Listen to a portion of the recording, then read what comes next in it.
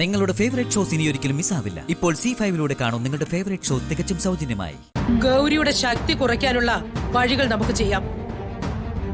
അതിനുള്ള ഒരു ഏലസ് ഞാൻ തയ്യാറാക്കി തരാം. അത് കൈലാസം വീടിന്റെ തെക്കേ മൂലയിൽ കുഴിച്ചിടണം. അങ്ങനെ ചെയ്യാം.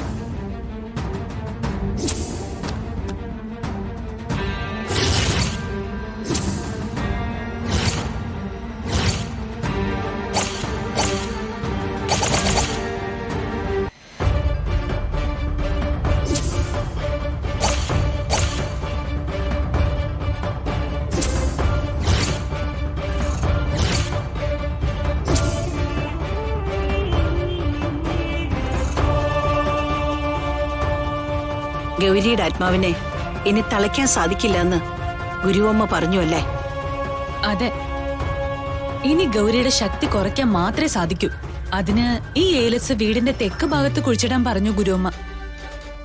സമയം കളയണ്ട നാത്തൂനെ, ഉടനെ തന്നെ കൊണ്ടുപോയി കുഴിച്ചിട്ടേക്കാം. അവക്കിപ്പോ ഒടുക്കത്തെ ശക്തിയാ. കുറെ നേരം എന്നെ പൊക്കി നിർത്തിയിട്ട് ഇപ്പൊ താഴെ ഇറക്കിയുള്ളൂ. എനിക്കിനി പറക്കാൻ വയ്യ. നമ്മൾ കരുതും പോലെ അത്ര ഈസിയായി ഇത് കുഴിച്ചിടാനൊന്നും സാധിക്കില്ല. അതെന്താ?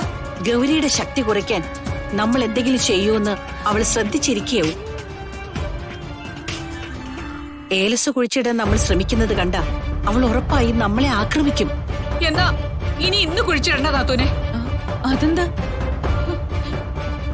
ഒരാക്രമണം കൂടി ഇന്ന് താങ്ങാനുള്ള ശേഷി എനിക്കില്ല. അവൾ എന്നെ താഴെ നിർത്തിയിട്ട് കുറച്ച് സമയമായല്ലേ ഉള്ളൂ. പേടിച്ചൊന്നും ചെയ്യാതിരുന്നാൽ അവൾ കൂടുതൽ കൂടുതൽ ശക്തിയായിക്കൊണ്ടേയിരിക്കും. അത് വലിയ അപകടമാണ്. അതുകൊണ്ട് എത്ര റിസ്ക് എടുത്തിട്ടാണെങ്കിലും ഉടനെ തന്നെ നമുക്കിത് കുഴിച്ചിടണം. ഇതുകൊണ്ട് അവളുടെ ശക്തി കുറയോ, അതോ ആ ഗുരുവമ്മ കണ്ണുരുട്ടി നമ്മളെ പറ്റിക്കുന്നതാണോ? സത്യം പറഞ്ഞ ഇതുവരെ അവരെ കൊണ്ട് ഗൗരിയെ ഒന്നും ചെയ്യാൻ സാധിച്ചിട്ടില്ല. അങ്ങനെയല്ല, ഗുരുവമ്മ ചെയ്തു തന്ന പല ബന്ധനങ്ങളും ആരൊക്കെയോ പൊട്ടിച്ചു കളഞ്ഞ് അറിഞ്ഞോ അറിയാതെയോ ഗൗരിയെ സഹായിച്ചാണ് അവൾ ഇത്രയും ശക്തിയായത്. അല്ലെങ്കിൽ ഇതിനു മുൻപ് തന്നെ ഗൗരിയുടെ ശല്യം ഗുരുവമ്മ അവസാനിപ്പിച്ചേനെ.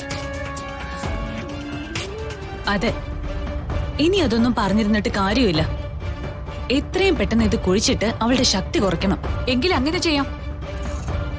ശക്തി കുറഞ്ഞാലും അവൾ ഇവിടെ തന്നെ ഉണ്ടാവുമല്ലോ എന്ന് ഓർക്കുമ്പോ എനിക്ക് നല്ല ഉൾഭയമുണ്ട്.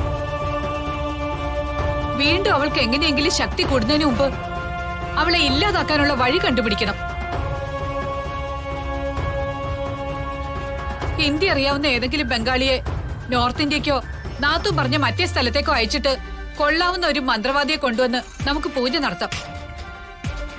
പിന്നെയും മണ്ടത്തരം പറയാതമ്മേ. അങ്ങനെ ആരെയും പറഞ്ഞു വിട്ടാലൊന്നും നല്ല ആളെ കിട്ടില്ല. അതിന് നമ്മൾ തന്നെ പോണം.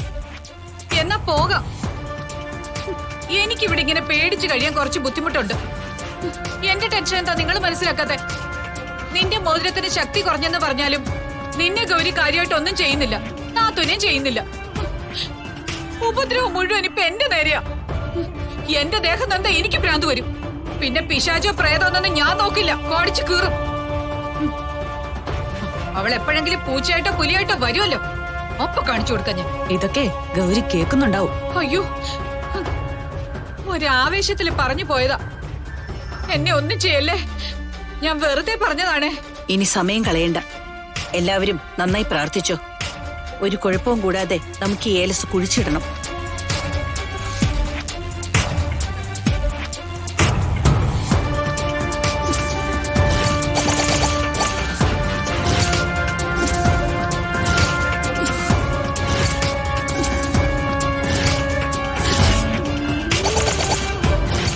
മാളിനോട് ഇതൊക്കെ ആരാ പറഞ്ഞു തന്നത്? അതൊക്കെ എനിക്കറിയാം. ഞാൻ അച്ഛനോട് പറഞ്ഞ അയാൾ ഇവിടെ നിന്ന് ഓടിക്കും. എന്താണ് മാളുക്കുട്ടിയുടെ പുതിയ പരാതി?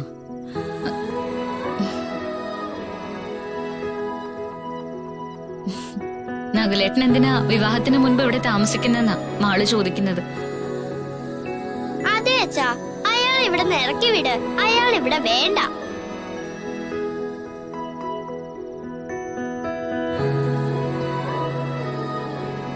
അങ്ങനെ പറയല്ലേ മാളു. നകുല് നമ്മുടെ ഗസ്റ്റ് അല്ലേ. നമുക്ക് എത്ര താല്പര്യമില്ലാത്ത ആളായാലും ഗസ്റ്റ് ഈശ്വരന് തുല്യ.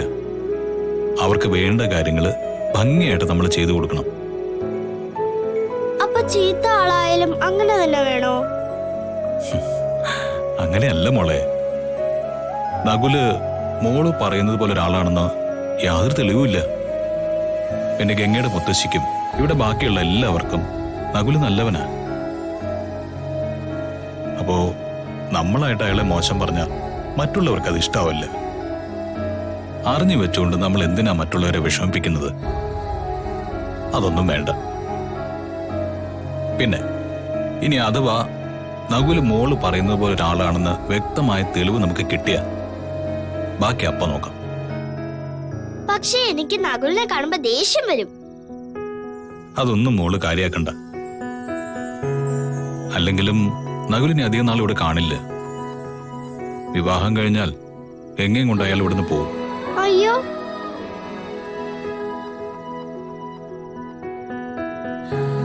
ആഹാ, അങ്ങനെ കൊണ്ടുപോകാൻ സമ്മതിക്കത്തൊന്നുമില്ല.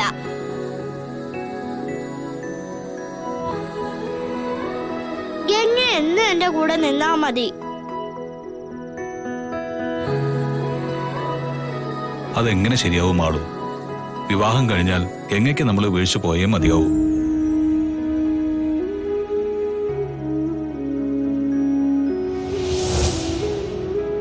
അതുകൊണ്ടല്ലേ ഗംഗ അച്ഛനും കല്യാണം കഴിച്ചാൽ മതി എന്ന് ഞാൻ പറയുന്നത്.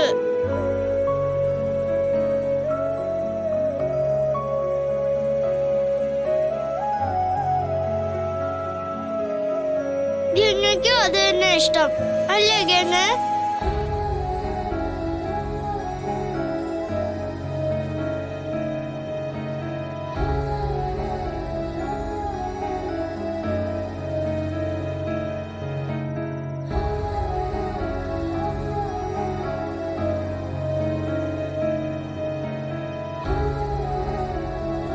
ഗംഗയുടെ മുഖം കണ്ടാൽ തന്നെ അറിയില്ലേ? പ്ലീസ് അച്ഛാ. നീ ഒന്നും മിണ്ടാതിരിക്കും മോളെ. ഗംഗയുടെ വിവാഹം തീരുമാനിച്ചു കഴിഞ്ഞതാ. ഈ അച്ഛന് ഗംഗ ഇഷ്ടമല്ലെന്നാ തോന്നുന്നത്. അതാ ഇങ്ങനെ എന്നെ പറയുന്നത്.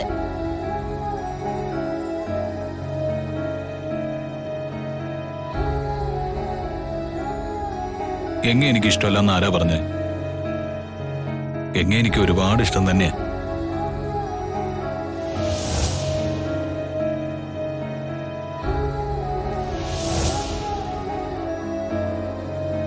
ഡൗൺലോഡ് ചെയ്യൂ C5 ആപ്പ്. കാണൂ എല്ലാ എപ്പിസോഡുകളും സൗജന്യമായി.